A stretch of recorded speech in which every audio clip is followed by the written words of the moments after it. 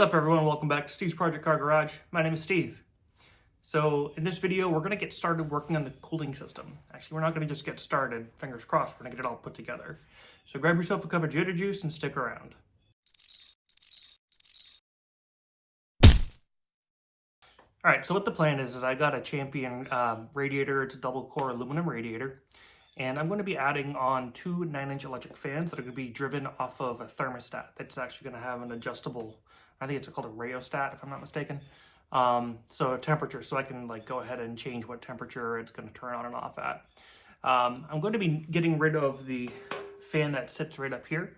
I just didn't really want to put that back on there. It could rob the engine of a little bit of power maybe, but it's also not the most effective form of cooling, especially here in Florida. So it's going to be important that we have a nice cooling system. So we're going to get that plumbed in. We're going to get the fans installed. And then we're going to get the radiator actually mounted, which will be nice because then that's going to be one step closer to being able to start this engine. So with that, let's go ahead and talk about the kit that we got for the fans and go ahead and get those installed. All right, so this is the radiator and it's got the fans on it. I haven't installed the fans, but these are push and pull fans. You can control which direction they go. They're 9-inch. It's from a company called American Volt. You can get them on Amazon, but you can also get them on their website, AmericanVolt.com. And as you can see, these guys fit perfectly well within here, which is fantastic. I initially ordered a 6-inch set of fans, but they were too small, so I had to return them. So that's why it's taking me so long to get to this point. But it comes with mounting hardware. It's going to use the plastic ties that go through the radiator fins themselves. So you got one set for each side.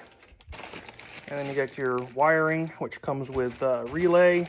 And looks like the control knob. And this is the controller itself, where you can use a dial in the temperature. It's got the thermostat probe. This can either go in between the fins, or this can also go into the actual hose itself.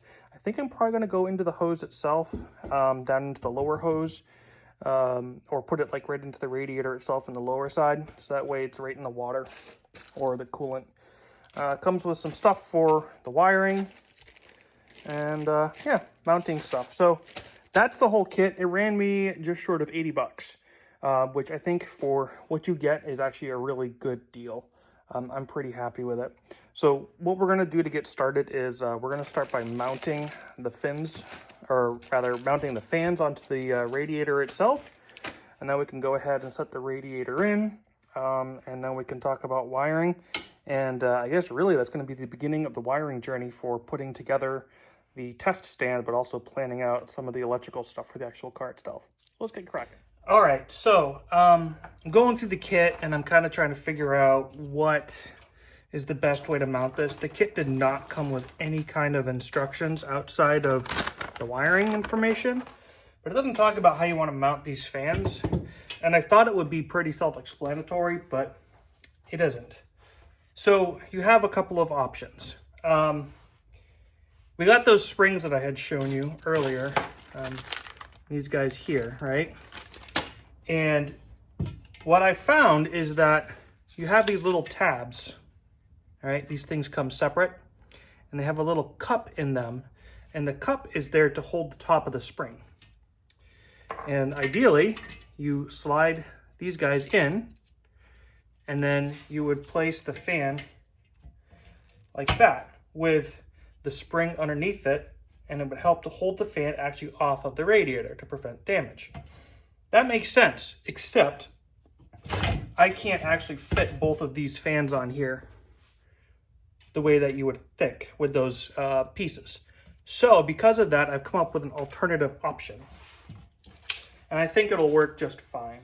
Because I saw that there's folks that will actually just wire these straight to the radiator without having any kind of insulation or spring there.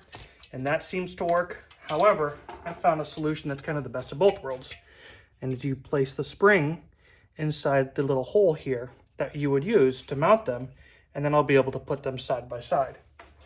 And that looks something like this. You see the springs actually do sit in there nicely. They're nice and tight. They're secure.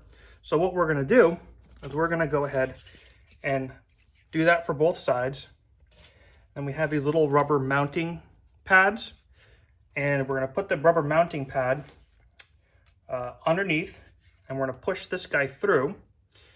And then that's going to go ahead and provide insulation up against the radiator from vibration. So it'll help prevent any kind of damage to the radiator itself. And then we will push the wire through, or the tie through, and then we secure it on the other end again with another pad and then one of these guys. So theoretically, that's what we should be able to do. Now, just for grins, I think what we'll do is do one side and then we'll do the other. I've already kind of pre-placed these, so I know approximately where I want them to go. And so we're just going to kind of start right down here with this side. So again, I got these little pads. These came with the kit. And then just separate these.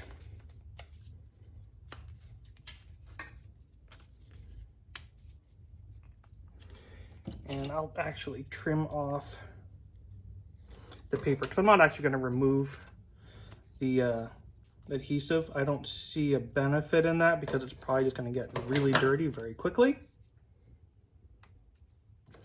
We're going to have the insulated pad side facing the radiator. I'll poke these guys out so we get the little centers out. All right, now theoretically I should now be able to go ahead and just place these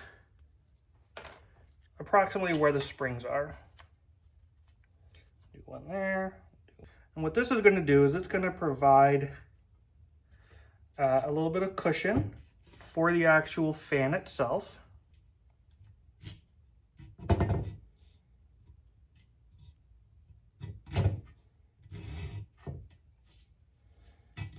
Should be able to just gently pull that in.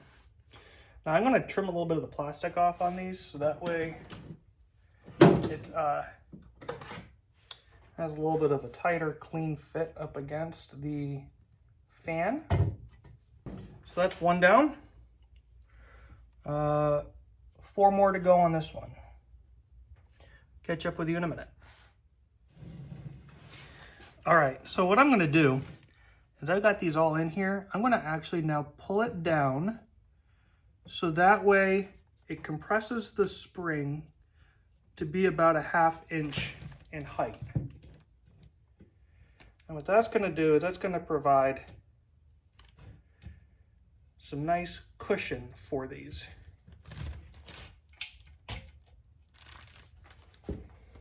Actually, let's try it this way. Let's place the radiator like so. Actually, before I do that, I'm going to go ahead and peel these off and actually put them on the base. So now I got those on there. I'm just going to poke them through to kind of get it started.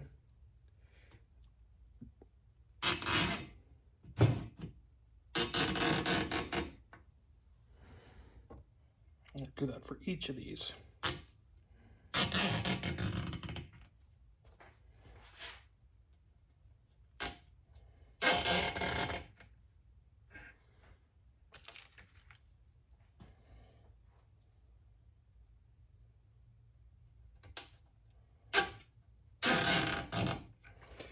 All right,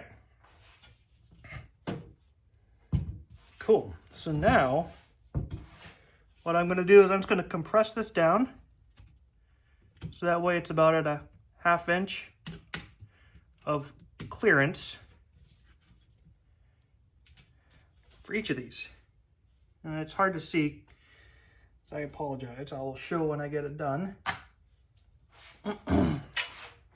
All right, and you can see now that those springs are compressed.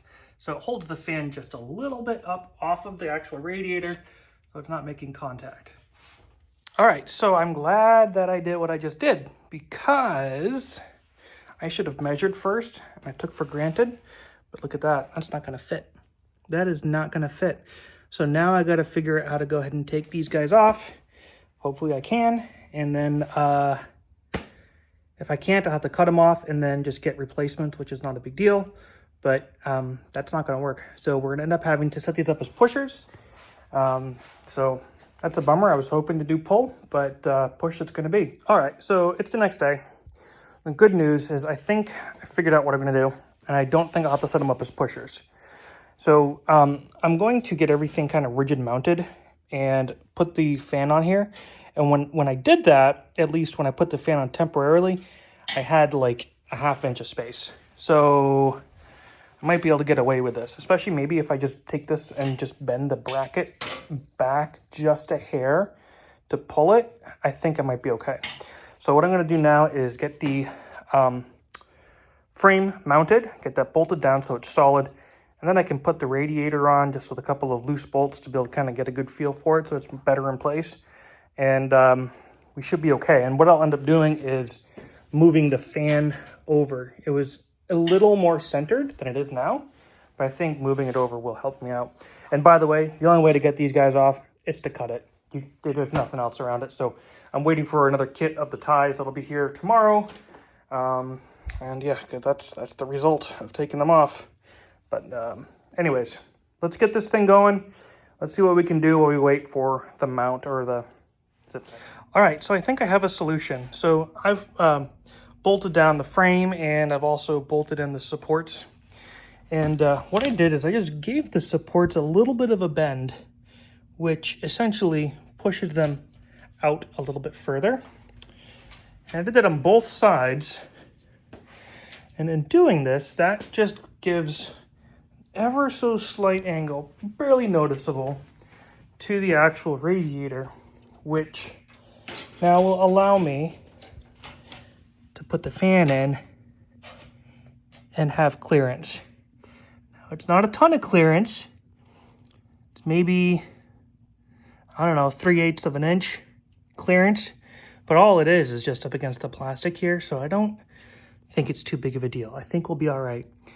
Now, if I always wanted to, I'm sure I could get out the metalwork stuff and try to, I don't know, shave some off of the pulley, but I don't really want to do that. So that's going to be the plan. While I have this set in place, I'm going to go ahead and just drill out new holes for the bolts, because I'm just going to relocate the bolts down by about, I don't know, 3/4 of an inch, and get back to mounting fans. The kit came in, so I've got everything I need. So let's just see what we can make happen. All right, so I got my new holes drilled, threw a little bit of paint on them, same on the other side. And I went ahead and mounted the fans. They look pretty good. Sneak peek, I actually did a little bit of a test fit with it.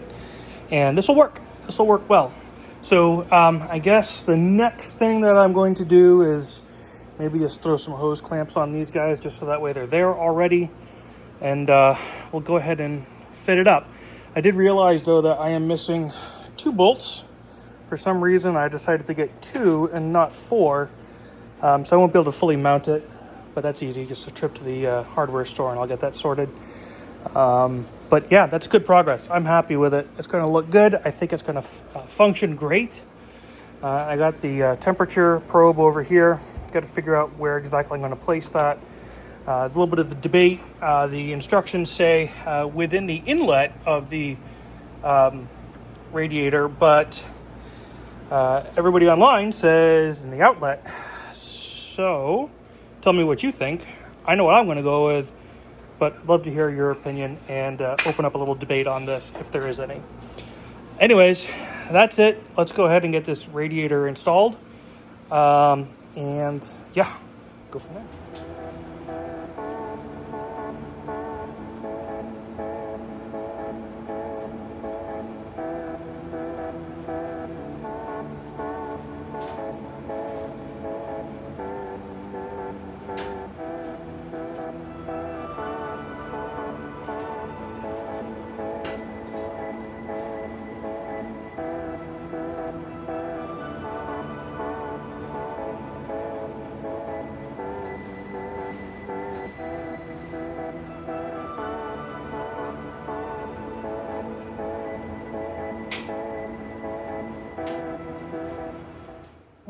So one of these radiators don't have the greatest alignment of the hoses. This one goes off like that, and it's supposed to go like that.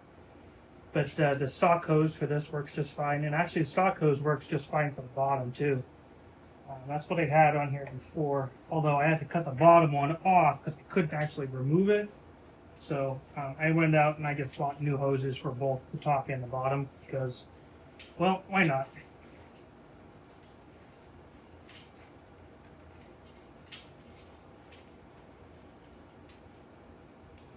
Should maybe throw a little bit of like a little soapy water on that or something. See if I can pull this in. If I can't. Oh, there we go. That's not bad.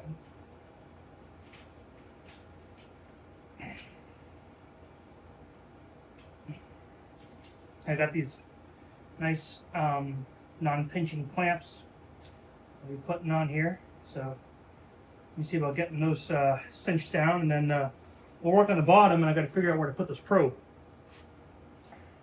All right, so I've decided that I'm going to go ahead and put the probe inside the hose here.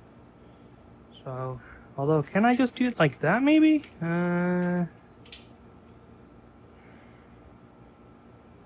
It says not to kink it, so I think if I do that, I'll run a good chance of kinking it. So we're going to go like this. The probe is now in the wire, or in the hose. I don't know which way is going to be easier to get this on.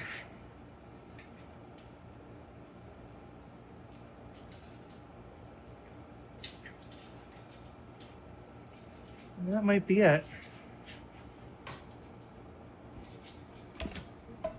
Whoop, and there you go.